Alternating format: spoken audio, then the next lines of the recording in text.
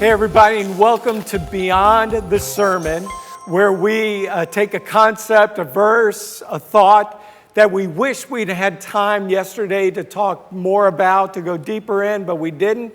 So what we do is on Monday, we do that. And today I have with me Lecio Dornas, and Lecio is our Brazilian community lead pastor.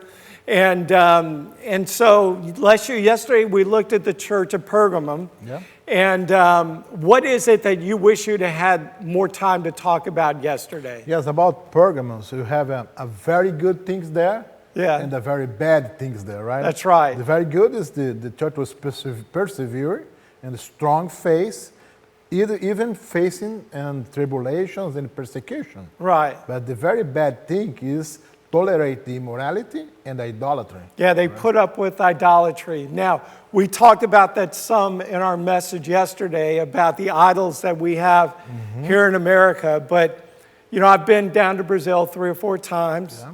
Yeah. And you have a perspective of idolatry a little bit different because of Brazil. So Yes. tell me how kind of idolatry plays out in Brazil. Yeah, in Brazil we have a very sad reality about the idolatry because the same religions there are strong and incentive and encourage people to have idols and the little things in the homes and the little thoughts and the little behaviors around the idolatry idea. So they've actually embraced it Yes. and made it a part of their Yes. religion. And you know, in Brazil you have some place as a idolatry kingdom.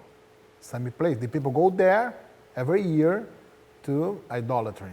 It's very strong in the tradition of the same families about the religions there. It's very challenging.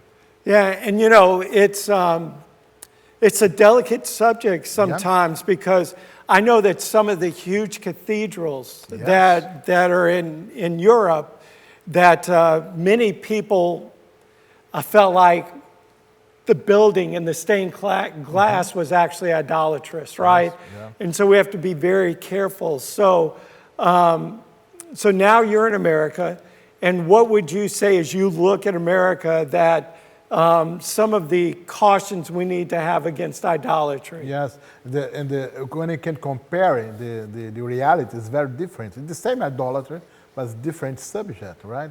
Because everything that you serve, that you worship, be higher than God, is an idol for us. Right? Yes.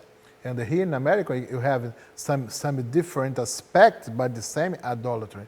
The people worship money, worship position, worship pleasure, worship power. Yes. That's idolatry as well. So anything we put above God, Yes. we define as idolatry, Yes. right? And the same people do it without having a full comprehension about that one. Which brings perspective to Jesus' words when he said, seek first the kingdom of Yes, God. yes. Because anything you put ahead of the kingdom of God, that's your idol. Yes, that's a challenge for us to asking us every day, have I any idol in my life? Right. I need to remove it. Right. And you know, that's funny that you worded it that way, because my thought was, even good things like our kids can be idols, right? Yeah. And so we want them removed. No, Yeah. I'm teasing, right? No, remove that. But, you know, we do. Again, if it's anything that we give higher priority than our relationship Yes. with God, then that's an idol. And sometimes it's even good things, but we make them ultimate things. And by doing that, it becomes idolatrous. Yes.